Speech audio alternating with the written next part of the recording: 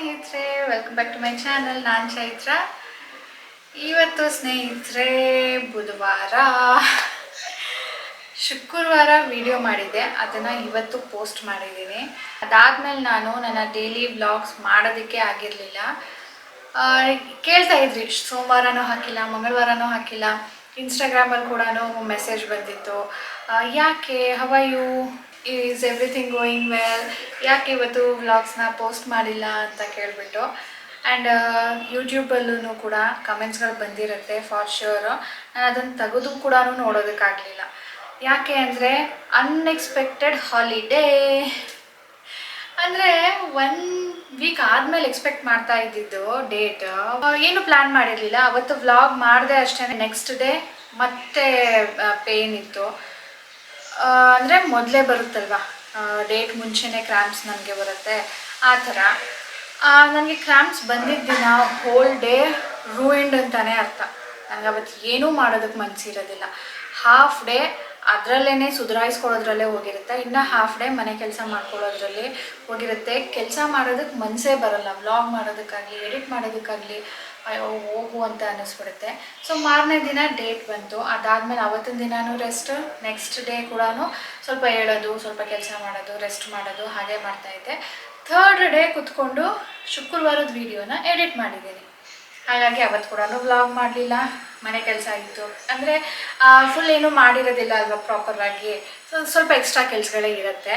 ಹಾಗಾಗಿ ನಿನ್ನೆ ನಾನು ಮನೆ ಕೆಲಸದ ಜೊತೆ ಎಡಿಟಿಂಗ್ ಕೆಲಸನ ಮಾಡಿ ಮುಗಿಸ್ದೆ.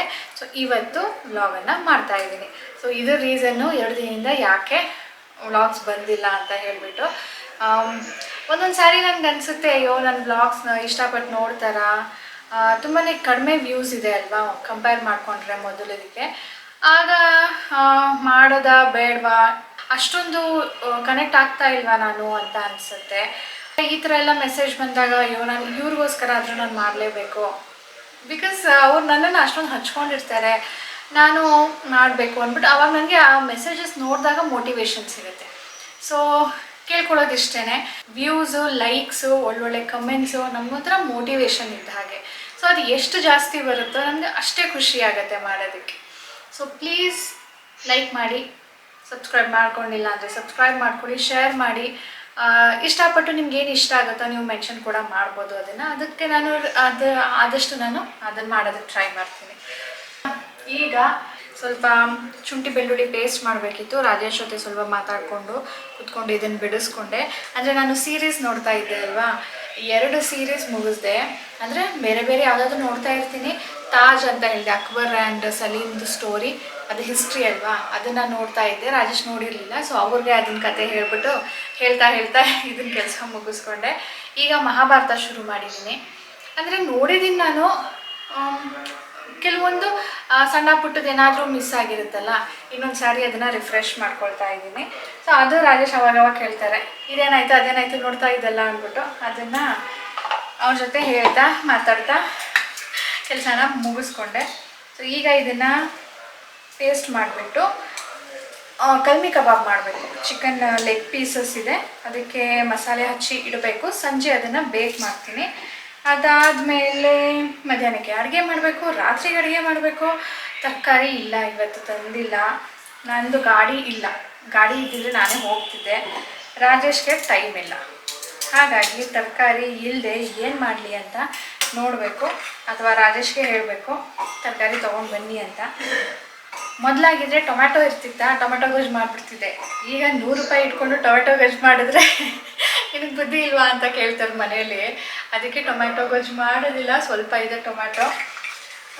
ತರಕಾರಿ ಏನಾದರೂ ತರಿಸ್ಬೇಕು. ಮಧ್ಯಾಹ್ನಕ್ಕೆ ನೋಡೋಣ ಏನು ಮಾಡಬೇಕಂತ.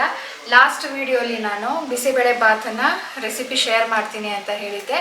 ಸೊ ನೋಡಿ ಅದನ್ನು ಶೇರ್ ಮಾಡ್ತೀನಿ. ಈಗ ಬಿಸಿಬೇಳೆಬಾತ್ ಮಾಡೋದಕ್ಕೆ ನಾನು ಅಕ್ಕಿನ ಸಪ್ರೇಟ್ ಬೇಯಿಸ್ಕೊಳ್ತೀನಿ, ಬೇಳೆ ತರಕಾರಿನ ಬೇರೆ ಬೇಯಿಸ್ಕೊಳ್ತೀನಿ. ಮೊದಲಿಗೆ ಅರ್ಧ ಪಾವಷ್ಟು ಬೇಳೆ ತೊಗೊಳ್ತಾ ಇದ್ದೀನಿ, 1 ಪಾವ್ ಅಕ್ಕಿಗೆ. ಇದನ್ನು ವಾಶ್ ಮಾಡ್ಕೊಳ್ತೀನಿ ನೀಟಾಗಿ. ನೆಕ್ಸ್ಟ್ ಇದಕ್ಕೆ ಕಟ್ ಮಾಡಿರುವಂಥ ತರಕಾರಿಗಳನ್ನ ಸೇರಿಸ್ತೀನಿ. ತರಕಾರಿ ಸ್ವಲ್ಪ ದಪ್ಪಕ್ಕೇನೆ ಉದ್ದುದಕ್ಕೇನೆ ಮಾಡ್ಕೊಂಡಿದ್ದೀನಿ. ಕ್ಯಾರೆಟು, ಬೀನ್ಸು, ಟೊಮ್ಯಾಟೊ, ಈರುಳ್ಳಿ. ಇದ್ರ ಜೊತೆ ಗೆಡ್ಡೆಕೋಸು ಬೇಕಿದ್ರೆ ನೀವು ಸ್ವಲ್ಪ ಹಾಕ್ಕೊಳ್ಬೋದು, ಎಳೆದಾಗಿರೋದು. ಆ್ಯಂಡ್ ನೆನೆಸಿರೋ ಬಟಾಣಿ ಸೇರಿಸ್ತಾ ಇದ್ದೀನಿ ಬೇಯಿಸ್ಕೊಳ್ಳೋದಕ್ಕೆ. ಹಸಿ ಬಟಾಣಿ ಆದರೆ ಆಮೇಲೆ ಸೇರಿಸ್ಬೋದು. ಇದು ಫುಲ್ ಮುಳುಗೋ ಅಷ್ಟು ನೀರನ್ನು ಹಾಕಬೇಕು. ಬೇಳೆ ತುಂಬಾ ನೀರು ಎಳೆಯುತ್ತೆ. ಈಗ ಇದಕ್ಕೆ ಅಂಗಡಿಯಿಂದ ತಂದಿರೋ ಬಿಸಿಬೇಳೆ ಬಾತ್ದು ಒಂದು ಸೌಟು ಹಾಕ್ತಾ ಇದ್ದೀನಿ. ಒಂದು ಪಾವ್ ಅಕ್ಕಿಗೆ ದೊಡ್ಡ ಒಂದು ಸೌಟು ಹಾಕ್ತಾ ಇದ್ದೀನಿ.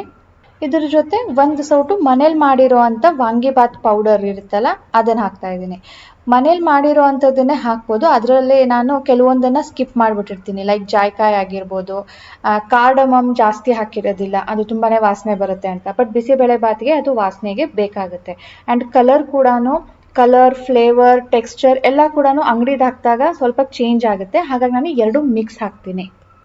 ಒಂದು ಪಾವ್ ಅಕ್ಕಿನ ಬೇಯಿಸ್ಕೊಂಡಿದ್ದೀನಿ. ಅದ್ರ ಜೊತೆ ಸ್ವಲ್ಪ ಕಡಲೆ ಬೀಜ ಹಾಕಿದ್ದೀನಿ. ಕಡಲೆ ಬೀಜ ತಿನ್ನಬೇಕಾದ್ರೆ ಬೆಂದಿರೋದು ಸಿಕ್ಕಿದಾಗ ಬಾಯಿಗೆ ತುಂಬಾ ಚೆನ್ನಾಗಿರುತ್ತೆ.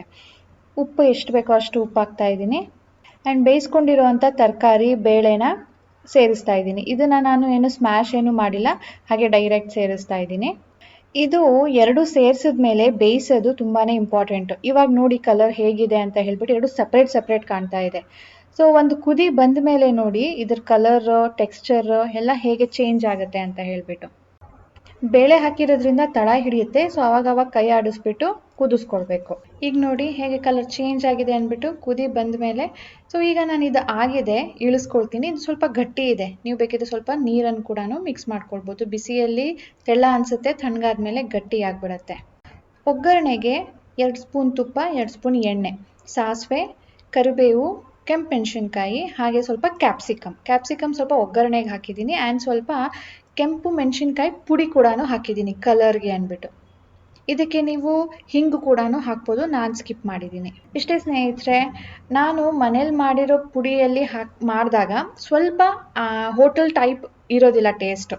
ಹಾಗಾಗಿ ಏನು ಮಾಡ್ತೀನಿ, ಎರಡನ್ನೂ ಮಿಕ್ಸ್ ಮಾಡ್ಕೊಳ್ತೀನಿ. ಸೊ ನೀವು ಕೂಡ ಒಂದ್ಸರಿ ಟ್ರೈ ಮಾಡಿ ನೋಡಿ, ಚೆನ್ನಾಗಿರತ್ತೆ.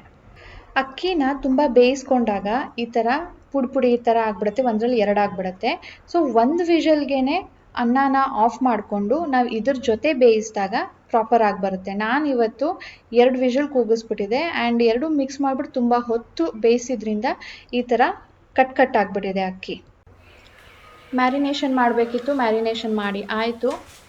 ಮಧ್ಯಾಹ್ನ ಅಡುಗೆ ಮಾಡಬೇಕು, ಅದನ್ನು ನಾನು ಮಾಡೋಣ. ಆಮೇಲೆ ನಾನು ಡಿಶ್ ವಾಷರ್ ಪಾತ್ರೆ ಹಾಕಿದ್ದೆ, ಅದನ್ನ ಈಗ ತೆಗೆದು ಸಪ್ಲೈ ಮಾಡೋಣ ಅಂತ ಬರ್ತಾಯಿದ್ದೀನಿ. ಅಂದರೆ ಪಾತ್ರೆ ಈಗ ಕುಕ್ಕರ್ ಬೇಕಿತ್ತು ಅಡುಗೆ ಮಾಡೋದಕ್ಕೆ. ಸೊ ಅದ್ರ ಜೊತೆ ಎಲ್ಲನೂ ಖಾಲಿ ಮಾಡೋಣ ಅಂದ್ಬಿಟ್ಟು. ಸೊ ಡಿಶ್ ವಾಷರ್ ಹೇಗಿದೆ ಅಂದರೆ ಪರ್ಫಾರ್ಮೆನ್ಸ್ ತುಂಬಾ ಚೆನ್ನಾಗಿದೆ. ಅದು ಚೆನ್ನಾಗಿಲ್ಲ ಅಂದಿದ್ರೆ ನಾನು ಇಷ್ಟು ದಿನ ಅದನ್ನು ಯೂಸೇ ಮಾಡ್ತಾ ಇರಲಿಲ್ಲ. ನನಗಾಗಲಿ ರಾಜೇಶ್ಗಾಗಲಿ ಪಾತ್ರೆಗಳು ಕ್ಲೀನ್ ಇರಬೇಕು. ಏನೇ ಕೆಲಸ ಆಗಿರ್ಬೋದು. ಈಗ ಕೆಲಸದವ್ರನ್ನ ಇಟ್ಕೊಂಡ್ರು ಅವರು ಸರಿಯಾಗಿ ಮಾಡಲಿಲ್ಲ ಅಂದರೆ ಬೇಜಾರಾಗುತ್ತಲ್ವಾ, ಆವಾಗ ಅದನ್ನು ಡಿಸ್ಕಂಟಿನ್ಯೂ ಮಾಡಬೇಕಾಗತ್ತೆ. ಅದೇ ರೀತಿಯಲ್ಲಿ ಡಿಶ್ ವಾಷರ್ ಕೂಡ ಅದು ಚೆನ್ನಾಗಿಲ್ಲ ಅಂದಿದ್ರೆ ನಾವು ಇಷ್ಟು ದಿನ ಯೂಸೇ ಮಾಡ್ತಾ ಇರಲಿಲ್ಲ.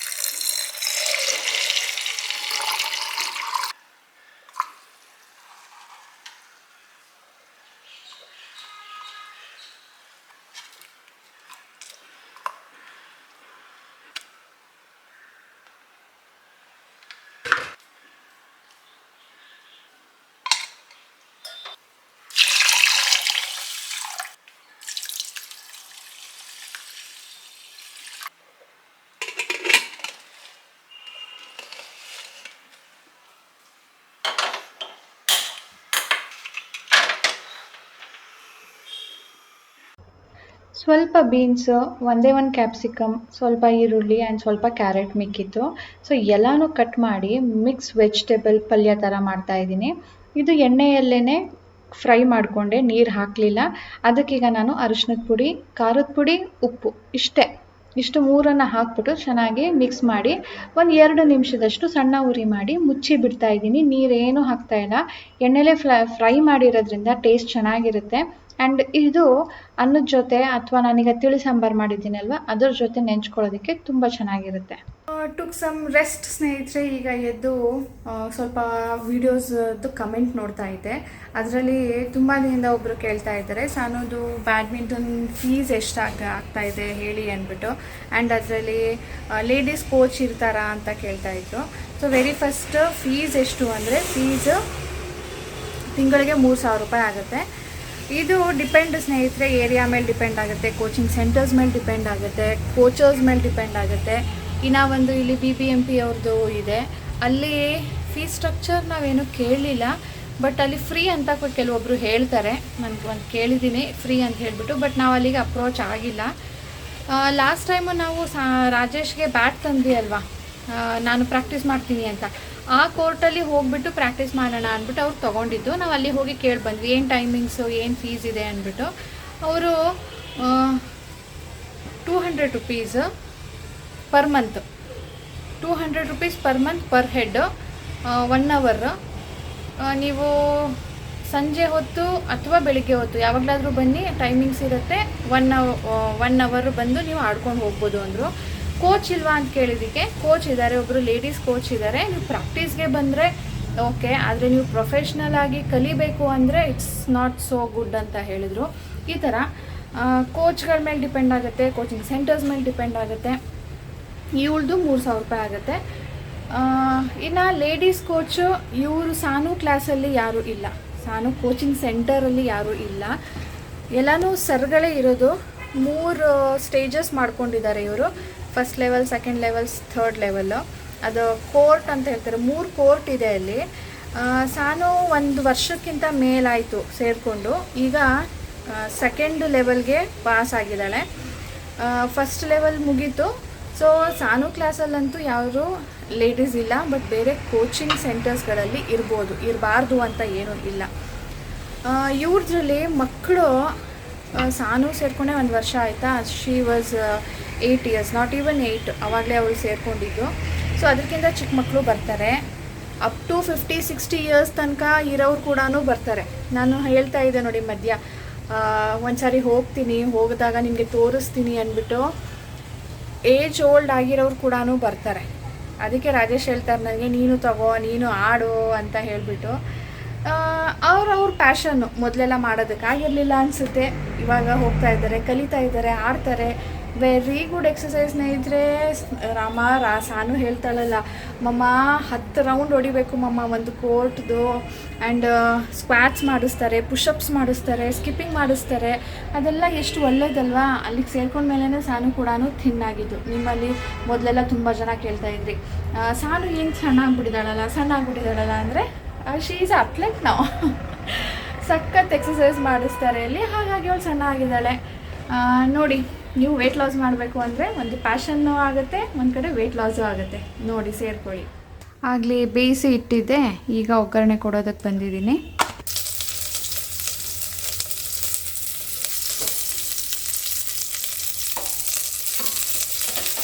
ಒಗ್ಗರಣೆಗೆ ಆದಷ್ಟು ಕಡಿಮೆ ಎಣ್ಣೆ, ಸಾಸಿವೆ, ಬೆಳ್ಳುಳ್ಳಿ, ಕೆಂಪು ಮೆಣಸಿನ್ಕಾಯಿ, ಕರಿಬೇವನ್ನು ಹಾಕಿದೆ. ಕೊನೆಯಲ್ಲಿ ಇನ್ನೇನು ನೀರು ಹಾಕೋ ಟೈಮಲ್ಲಿ ಸ್ವಲ್ಪ ಜೀರಿಗೆನ ಹಾಕ್ತಾಯಿದ್ದೀನಿ. ಬೇಯಿಸ್ಕೊಂಡಿರೋ ಬೇಳೆನ ಸ್ಮ್ಯಾಶ್ ಮಾಡಿದ್ದೀನಿ.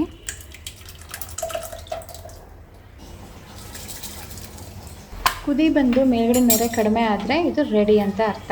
ಕೊನೆಯಲ್ಲಿ ಇದಕ್ಕೆ ಕೊತ್ತಂಬರಿ ಸೇರಿಸಿದ್ರೆ ವರನ್ ರೆಡಿ. ನಾವು ಇದನ್ನು ವರನ್ ಅಂತ ಹೇಳ್ತೀವಿ.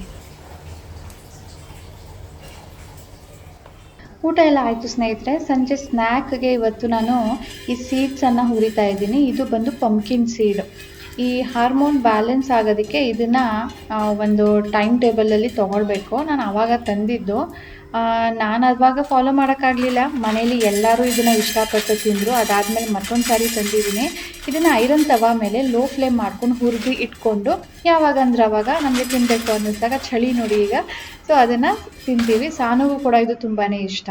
ಈಗ ಸ್ನೇಹಿತರೆ, ಸಾನುಗೆ ಡ್ಯಾನ್ಸ್ ಕ್ಲಾಸಿಂದ ಕರ್ಕೊಂಡು ಬ್ಯಾಡ್ಮಿಂಟನ್ಗೆ ಬಿಡೋದಕ್ಕೆ ಹೋಗಬೇಕು. ಆದರೆ ನಾನು ಹೇಳಿದ್ನಲ್ಲ ಗಾಡಿ ಇಲ್ಲ ಅಂತ ಹೇಳಿಬಿಟ್ಟು ರಾಜೇಶೇ ಹೋಗ್ತಾಯಿದ್ರು. ರಾಜೇಶ್ಗೆ ಅಂದಿರಿ ತರಕಾರಿ ಇಲ್ಲ, ಇವತ್ತಿಗೇನೋ ಮಾಡಿಬಿಟ್ಟೆ, ನಾಳೆಗಾದರೂ ಬೇಕಲ್ವಾ ತೊಗೊಂಡು ಬನ್ನಿ ಅಂದರೆ ನನಗೆ ಅಷ್ಟೊಂದು ಟೈಮ್ ಇಲ್ಲ, ನಾನು ನಿನಗೆ ಅಂಗಡಿಗೆ ಬಿಟ್ಬಿಟ್ಟು ಸಾನು ಕರ್ಕೊಂಡು ಬರೋದಕ್ಕೆ ಹೋಗ್ತೀನಿ. ಸೊ ಆ ಗ್ಯಾಪಲ್ಲಿ ನೀನು ಶಾಪಿಂಗ್ ಮಾಡ್ಕೊಂಡು ಬಿಡು, ನಾನು ಬರಬೇಕಾದ್ರೆ ನಿನಗೆ ಕರ್ಕೊಂಡು ಬರ್ತೀನಿ ಅಂದರು. ಸೊ ಈಗ ರೆಡಿ ಆಗಿದ್ದೀನಿ. ಸಾನುಗೆ ಹಾಲು, ಸೊ ಹಾಲು ತೆಗಿಬೇಕು, ಅವಳಿಗೆ ಹಾಲು ತೆಗೆದು ತೊಗೊಂಡೋಗ್ಬೇಕು.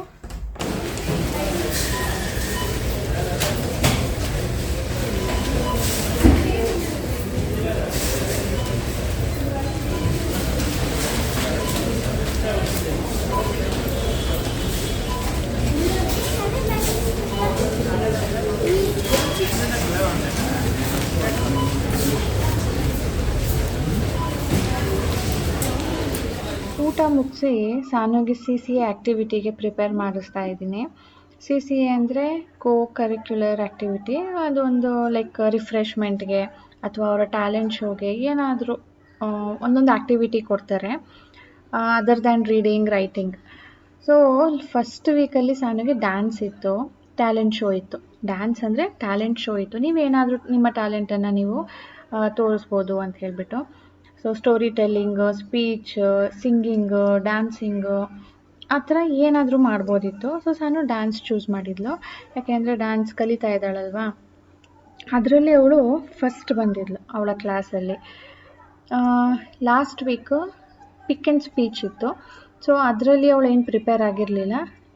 ಸೊ ಈಗ ಥರ್ಡ್ ವೀಕಲ್ಲಿ ಒಂದು ಬೆಸ್ಟ್ ಔಟ್ ಆಫ್ ವೇಸ್ಟ್ ಅಂತ ಒಂದು ಟಾಪಿಕ್ ಕೊಟ್ಟಿದ್ದಾರಂತೆ. ಅದಕ್ಕೆ ಏನು ಮಾಡಲಿ ಮಮ್ಮ ಅಂತಿದ್ಲು. ಫೋಟೋ ಫ್ರೇಮ್ ಮಾಡು ಮಗಳೇ, ತುಂಬಾ ಈಸಿ ಅದು ಅಂತ ಹೇಳಿದ್ದೆ. ಹಾಗಾಗಿ ಅದ್ರ ಬಗ್ಗೆ ಸ್ವಲ್ಪ ಹೇಳ್ಕೊಡ್ತಾ ಇದ್ದೀನಿ. ಸೊ ಇವತ್ತಿನ ವಿಡಿಯೋ ಇದರೊಂದಿಗೆ ಎಂಡ್ ಮಾಡ್ತೀನಿ ಸ್ನೇಹಿತರೆ. ಸಿಗೋಣ ನನ್ನ ನೆಕ್ಸ್ಟ್ ವ್ಲಾಗ್ನಲ್ಲಿ. ಇವತ್ತಿನ ವಿಡಿಯೋ ನಿಮ್ಗೆ ಇಷ್ಟ ಆಗಿದ್ರೆ ಪ್ಲೀಸ್ ಲೈಕ್ ಮಾಡಿ, ಶೇರ್ ಮಾಡಿ. ವಿದೌಟ್ ಸಬ್ಸ್ಕ್ರೈಬಿಂಗ್ ನೋಡ್ತಾ ಇದ್ದರೆ ಪ್ಲೀಸ್ ಸಬ್ಸ್ಕ್ರೈಬ್ ಮಾಡಿ. ಸೊ ಹೇಳಿದ್ನಲ್ಲ, ನಿಮ್ಮ ಲೈಕ್ಸ್, ವ್ಯೂಸ್, ಗುಡ್ ಕಮೆಂಟ್ಸ್ ಎಲ್ಲ ಕೂಡ ಒಂಥರ ಮೋಟಿವೇಟ್ ಮಾಡುತ್ತೆ ನನಗೆ ಜಾಸ್ತಿ ವ್ಲಾಗ್ಸ್ಗಳನ್ನ ಮಾಡೋದಕ್ಕೆ. So please do like. ಇಷ್ಟ ಆಗಲಿಲ್ಲ ಅಂದರೆ ಡಿಸ್ಲೈಕ್ ಮಾಡಿ. ಸಿಗೋಣ ಮುಂದಿನ ವಿಡಿಯೋಲಿ ಸ್ನೇಹಿತರೆ. ಬಾಯ್ ಬಾಯ್.